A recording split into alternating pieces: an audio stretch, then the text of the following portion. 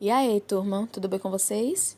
Então, na aula de hoje iremos falar sobre a quarta unidade com o tema Construção do Mundo Moderno.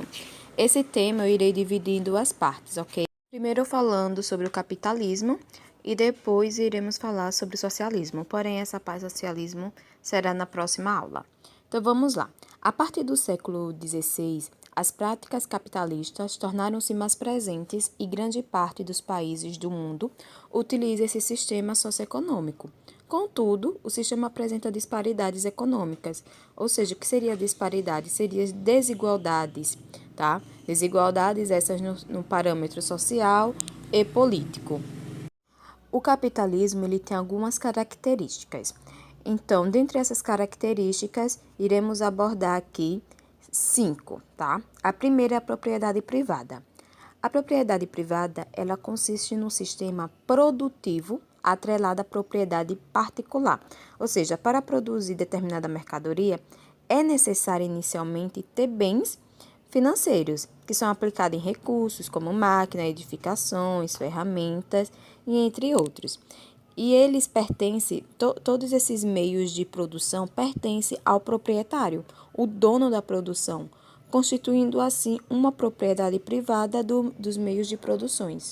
Temos outra característica que é fundamental, é a base desse sistema, que é o lucro, pois ele é proveniente do acúmulo de capital. Outra característica é a economia de mercado, que ela tem livre concorrência de mercado e sem intervenção do Estado. Um dos princípios que marcaram esse sistema, que é a livre concorrência, mas atualmente grandes empresas dominam fatias cada vez maiores do mercado mundial por meio de associações entre empresas, que levam à monopolização de certos setores da economia. Tal situação dificulta a ação de outras empresas que buscam participar dos setores econômicos. Também vale a pena ressaltar que esses mecanismos afetam o consumidor, uma vez que as empresas se articulam e definem preços e cotas de produção, o que as deixam em vantagem para dominar diferentes mercados no mundo. Temos também a lei da oferta e da procura, que quanto maior a oferta, maiores os preços. Quanto menor a oferta, menores os preços. Assim, para estimular o consumo, as empresas investem na propaganda com o intuito de aumentar as vendas e os lucros. E por último, teremos a divisão de classes, que de um lado teremos o proprietário e do outro o proletariado, ou proletário. O proprietário é o dono dos meios de produção. Como assim, professor, o dono dos meios de produção? São aquelas pessoas que são donas de indústrias, né, das fábricas, donos de qualquer propriedade privada.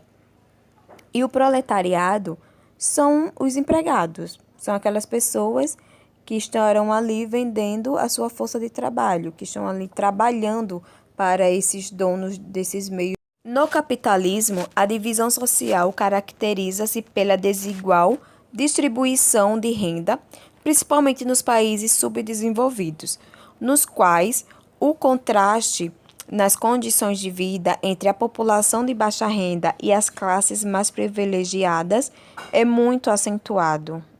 Durante a evolução do capitalismo, é possível distinguir 3 fases: o capitalismo comercial, capitalismo industrial e capitalismo financeiro.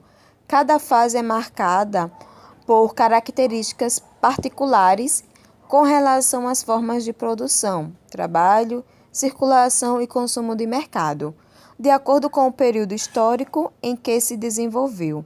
Vamos lá para cada fase. O capitalismo comercial se formou no século XV, período histórico em que foram realizadas importantes expansões marítimas, empreendidas principalmente por Portugal, Espanha e mais tarde por Inglaterra, França e Holanda.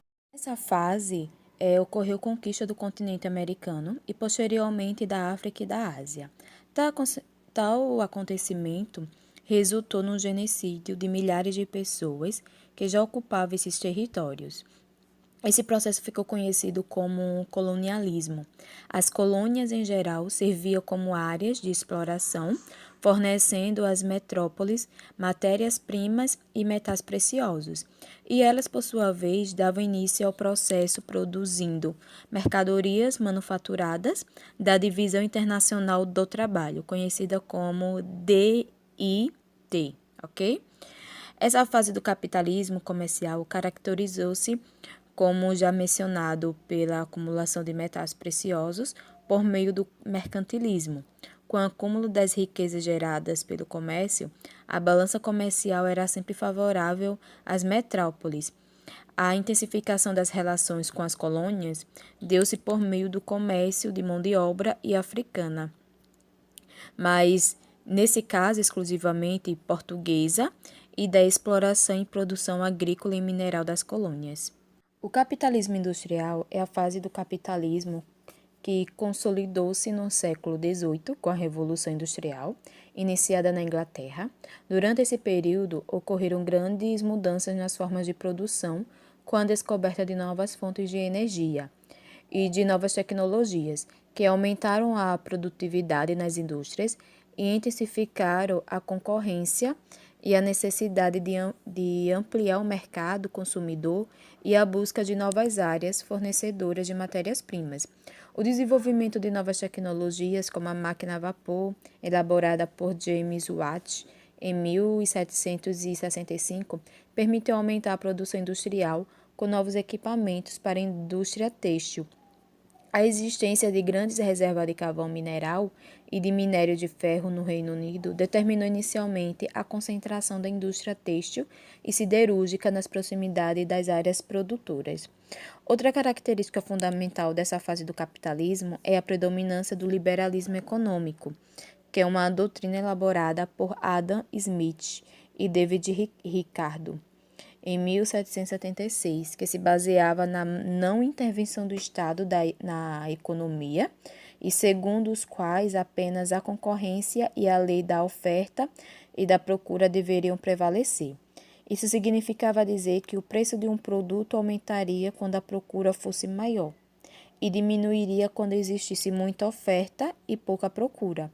Essa característica está presente em nossa sociedade, por muitos produtos são lançados no mercado a preços elevados, mas com o tempo geralmente esses preços baixam por causa da grande oferta ou da baixa procura. A outra fase é o capitalismo financeiro informacional, que atualmente ele é marcado pela formação de grandes empresas e organismos financeiros que dominam vários setores da economia no mercado mundial. Esta nova etapa iniciou-se a partir da crise do sistema capitalista em 1929, com a quebra da Bolsa de Valores em Nova York.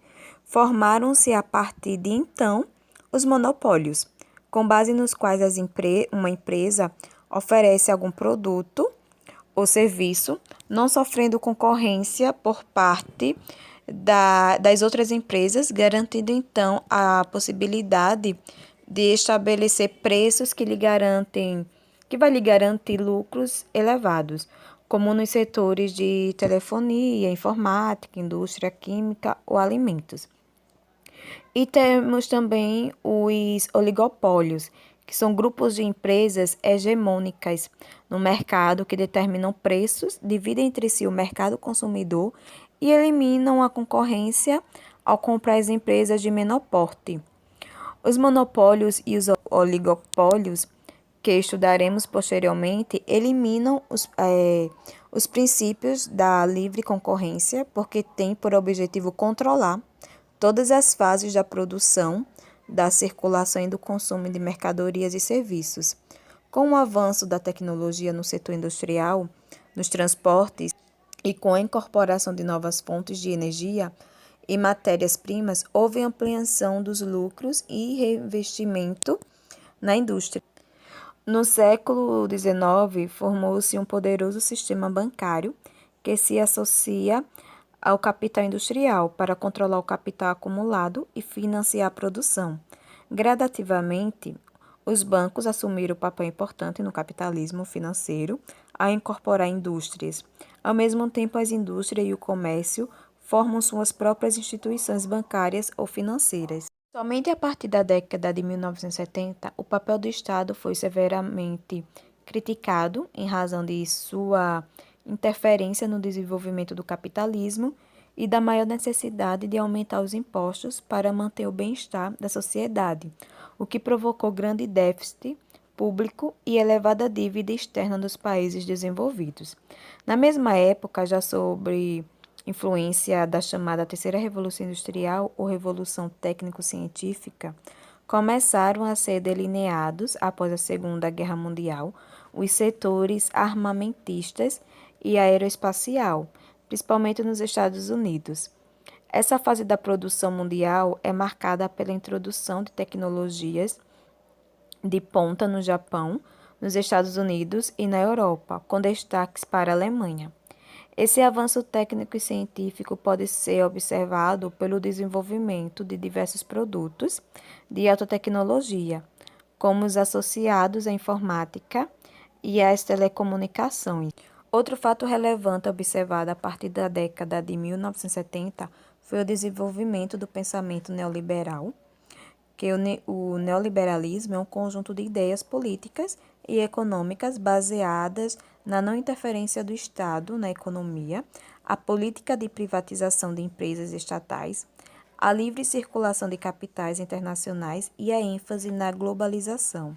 Os defensores do neoliberalismo ainda afirmam que para o crescimento econômico e o desenvolvimento é necessária a abertura da economia para a entrada de transnacionais, a adoção de medidas contra o protecionismo econômico, leis e regras econômicas mais simplificadas para facilitar o funcionamento das atividades econômicas, além da base da economia ser formada por empresas privadas.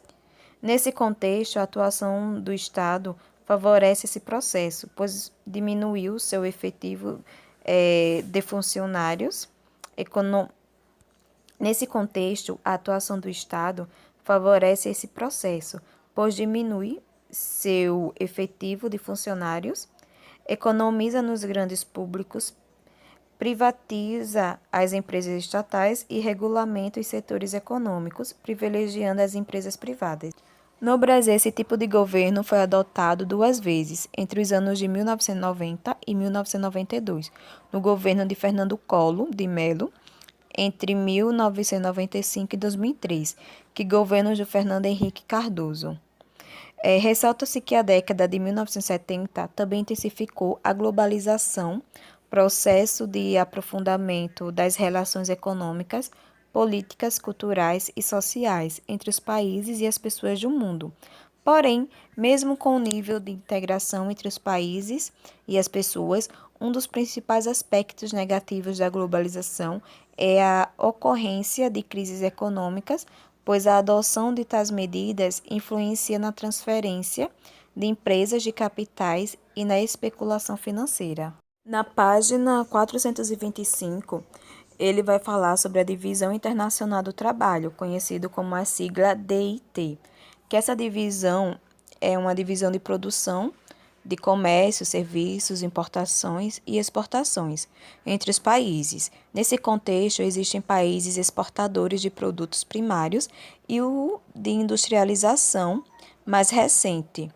Esses países têm economia mais frágeis se comparados com países mais industrializados.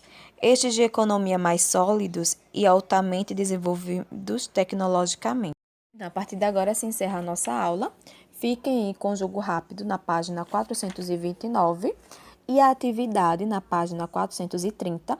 Só será necessário responder a atividade até a questão 4, tá? A partir daí não vai ser preciso, porque vai abordar um assunto que ainda não comecei.